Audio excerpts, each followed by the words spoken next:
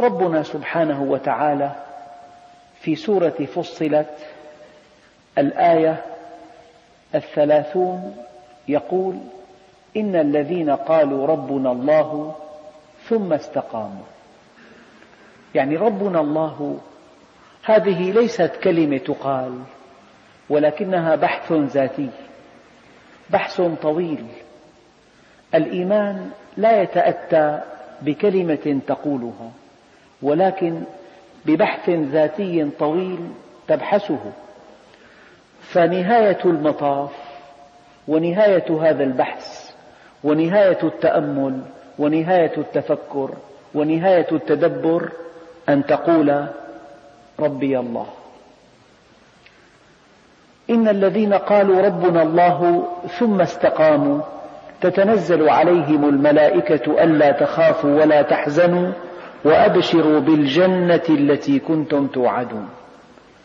ذكر الله عز وجل في هذه الآية ثمرتين من ثمار الاستقامة: ألا تخافوا ولا تحزنوا.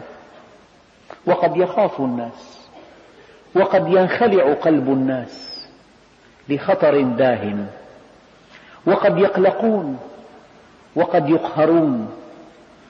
أما ربنا سبحانه وتعالى يصف هؤلاء المستقيمين بأنهم يتمتعون بشيئين: ألا تخافوا ولا تحزنوا.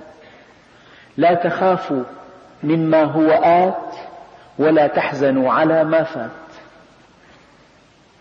وهل من شعور يدمر السعادة الإنسانية كالخوف أو كالندم؟ إن من أمض المشاعر ومن أشدها إيلاما أن تندم على شيء فات وأن تقلق للمستقبل.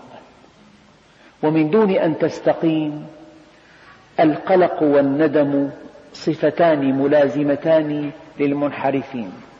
دائما يندم على ما فات، ودائما يقلق لما هو آت.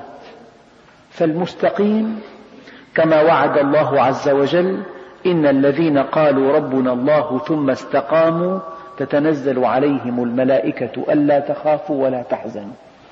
أما قالوا ربنا الله ثم استقاموا، يعني تكونت قناعاتهم بأن الله سبحانه وتعالى هو الرب، وهو الرب وحده،